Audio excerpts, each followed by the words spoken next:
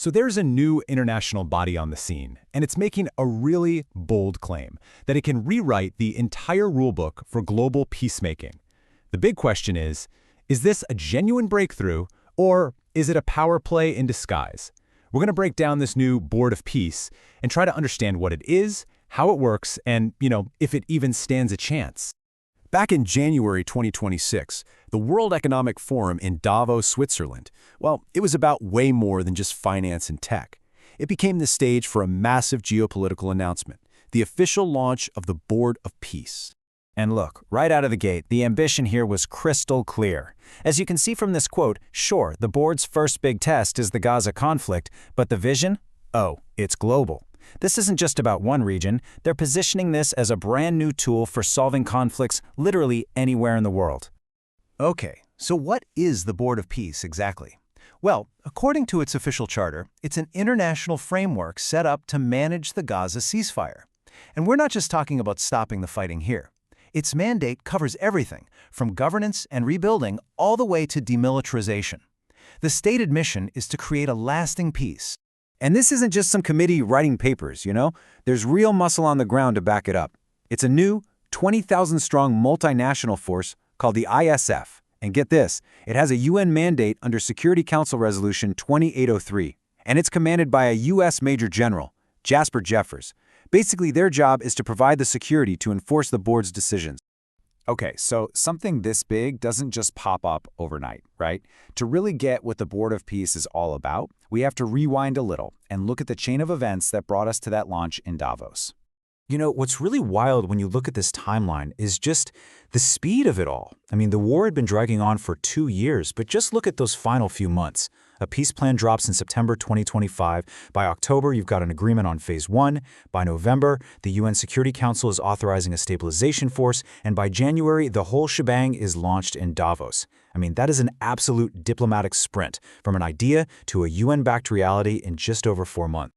All right, so let's get into the nuts and bolts of this thing, because the way it's set up, it's a completely new model for an international body. It's really not like anything we've ever seen before. So you want to know how you get a seat at the table? Well, a permanent one? That'll set you back a cool $1 billion. Now, you can also get a temporary seat without paying. So right away, you've got this unique kind of two-tiered system. And right away, this whole pay-to-play model, it just begs the question, doesn't it? In a system like this, who's really calling the shots? Well, the answer to that question seems to point right to one person, the chairman. The charter gives an absolutely extraordinary amount of authority to this single lifetime position. We're talking the final say on the rules, a veto over huge decisions, and even the power to pass resolutions all by himself. That kind of centralized power in an international body, it's almost unheard of. And you can really see how that power flows downhill on this chart. Up at the top, you've got the main board, led by the chairman. But the real engine room, the place where things seem to get done, is the executive board. You've got names like Marco Rubio, Jared Kushner, and Tony Blair. They drive the agenda, and they in turn oversee the NCAG, which is the local technocratic government that's actually supposed to run things day to day in Gaza. So as you can imagine, a radical new setup like this, well, it hasn't exactly been met with universal applause. In fact, it's facing some pretty significant challenges and a whole lot of criticism. And the core of all this criticism really comes down to this fundamental clash of models. On one side, you have the UN Security Council. It's multilateral. Power is shared between 15 members. On the other side, you've got the Board of Peace, centralized, with the ultimate authority in the hands of one person.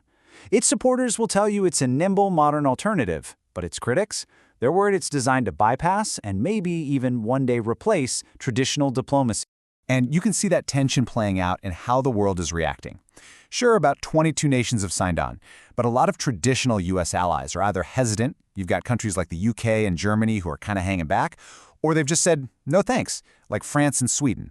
And at the same time, you've got major powers like China and Russia just abstaining from the key UN vote, which is a pretty clear signal of their skepticism. And hey, even among the countries that are on board, it's not all smooth sailing. Israel has given its support, but it's conditional. They've publicly pushed back on having certain countries, like Turkey and Qatar, in leadership roles, basically questioning if they can be neutral. But honestly, maybe the biggest hurdle of all is what's happening on the ground in Gaza. Hamas, which still controls about half the territory, has flat out rejected the whole plan. And this is the critical part. They have not agreed to fully disarm, which is a total non-starter for the next phase of the ceasefire. That's a huge problem. It's a massive and, potentially violent roadblock for the ISF. You know, this quote from a French official, it really nails the core concern for a lot of European countries. For them, it's not just about Gaza. It's about whether this new board plans to work with the international system that's been in place since World War II, or if it's trying to replace it.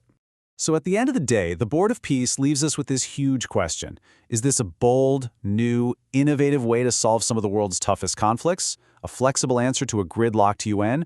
Or is it a US-led power play designed to sidestep international law? Its success won't just be measured by what happens in Gaza.